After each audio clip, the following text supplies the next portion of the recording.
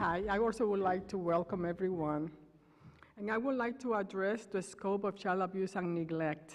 And broadly speaking, abuse is an act of commission, doing something to a child that shouldn't be done, and neglect, an act of omission, not doing for a child something that should be done. According to the National Child Abuse and Neglect Data System, in 2011, there were 3.4 million child abuse and neglect referrals involving 6.2 million children. More than 3/4 were assessed as neglect, 18% as physical abuse, and 9% as sexual abuse, with most of the child abuse and neglect happening to younger children. With reported number in the millions and an awareness that many cases go unreported, we know that this is a major public health issue that really requires a comprehensive, integrated approach to addressing it. The good news is that there is strong evidence indicating decline in childhood sexual abuse.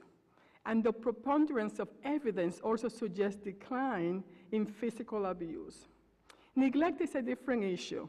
Neglect sort of varies from state to state. In some states, it appears to be going up, in some it's going down, and in others remain the same. But overall, there's no indication that it's declining. It is important to understand these trends. So one of the research priorities listed in our report is the need for research designed to provide a better understanding of trends in the incidence of child abuse and neglect. In general, there has been great progress in child abuse and neglect research since the publication of the report in 1993. But the research on causality, what causes child abuse, is a work in progress. A number of risk factors for child abuse and neglect have been identified through research based mostly on non-experimental and correlational studies. But few risk factors have been tested with the necessary rigor to describe their causal link to child abuse and neglect.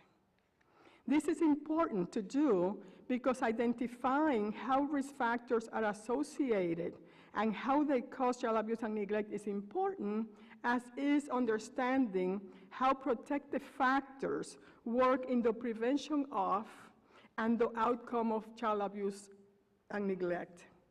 So far, 3 risk factors have the strongest support from the literature in the relationship to child abuse and neglect, and these are parental substance abuse, depression, and the parents having a history of childhood abuse and neglect themselves.